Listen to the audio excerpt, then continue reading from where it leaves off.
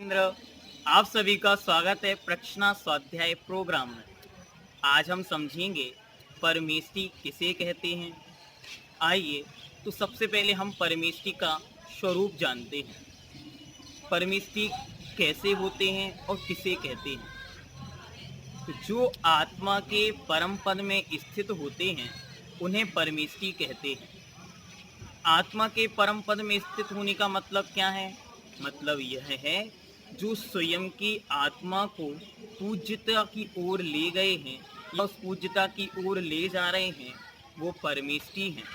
साथ ही साथ जो हमारी और आपकी आत्मा के परम पद अर्थात उच्च स्थान में स्थित हैं, उनका नाम परमेष्टि है।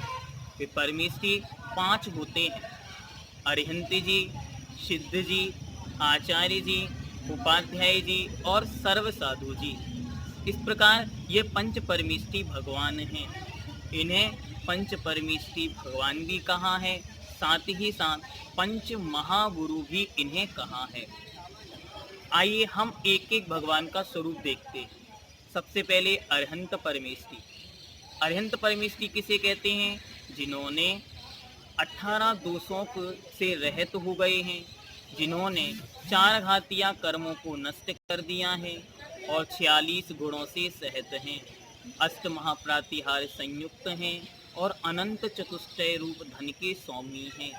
ऐसे वे अरिहंत प्रभु होते हैं जो वर्तमान में विदेह क्षेत्र में विराजमान हैं और इस धरती पर भी 24 तीर्थंकर के रूप में जो हो चुके हैं। आगे हम देखेंगे सिद्ध परमेष्टि। सिद्ध परमेष्टि कैसे होते हैं?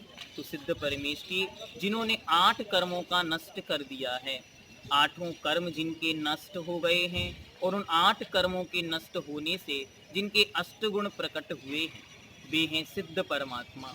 वे लोक के अग्रभाग पर अग्र शिखर पर विराजते हैं।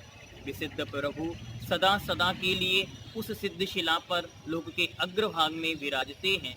वे लौटकर इस सृष्टि पर कभी नहीं आते। वो हैं सिद्ध परमात्मा। तीसरे नंबर पर हैं आचार्य परमेष्टि।